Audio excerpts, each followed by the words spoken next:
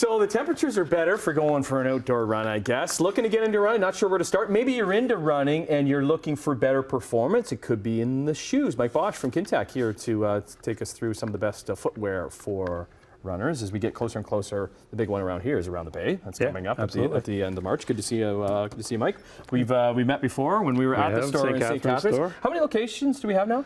We're up to 5 locations in Ontario, and then a whole bunch in BC. 33-year company now, all Canadian owned.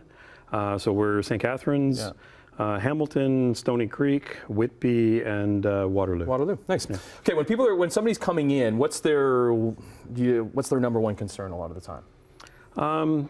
It's a combination. With the runners, often it can be foot pains. It can be just I feel like my shoes have kind of lost their spring. Often they have.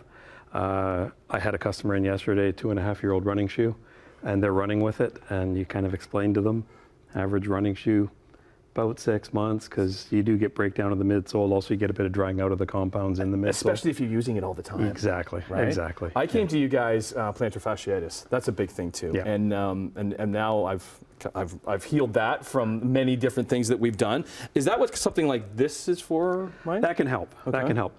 To your point of the plantar fasciitis, the whole idea with Kintec is our mandate is to keep you active on your feet for life. So that's where getting you into the correct footwear. If an insole can be assistive, which a lot of people it can, either full custom orthotic, especially for those with benefits, or the off-the-shelf options, we fit it to your foot.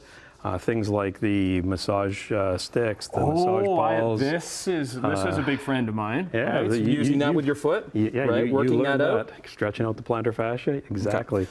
And then that other one you pointed out, that's for stretching the intrinsic foot muscles while also stretching the calf muscles. A little more efficient than just standard wall stretch. Okay, let's get to the shoes. We don't get too much time. Where do you want to go? You want to go from here?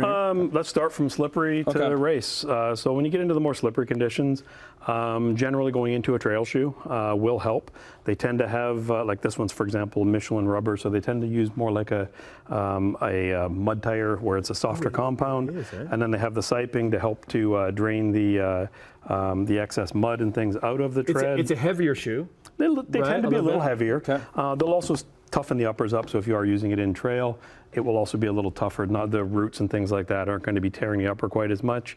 There are Gore-Tex options of it as well. So like, for example, both this and the Clifton, Hoka Clifton come in full Gore-Tex.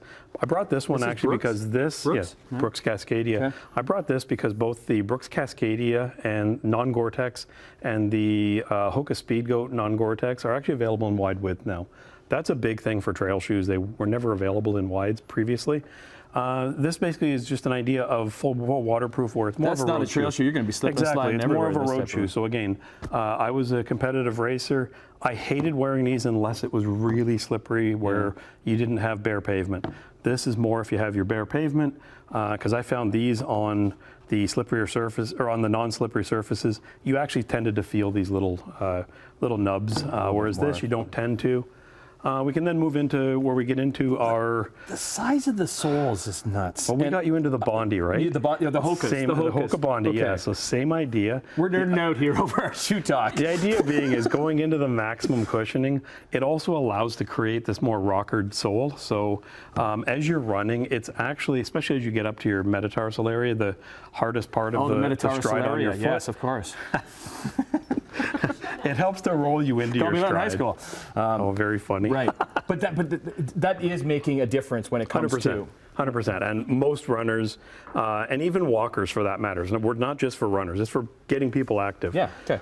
For people that want to get into the Hoka, this is the Mach 5. The reason I brought it is not everybody wants the heavy shoe. Some people want a lighter shoe, or as they go into marathon or around the Bay racing, we are a sponsor around the Bay. We'll be at every kilometer marker. The idea is they're basically lightening up some of the upper materials, taking away some of the excessive padding and things like that, thinning the sole a little bit, do a little bit of cutout in the sole, so it helps to add some lightweight. Quickly get to this one. Go into the super shoe. So this is where we go into look at the colors on that. The full pro type shoe where it's an actual race shoe. Full carbon plate. It's going to help you with propulsion, so it's taking that rockered sole to a different level. Extremely lightweight, not the same durability. Okay, happy running, y'all. Good luck around the bay if you are training for that in this weather. Kintec.net, as Mike was saying, 3 locations locally in St. Catharines, in Stony Creek, in Hamilton, Waterloo, and Ajax. Good seeing you, pal. You as well. Yeah.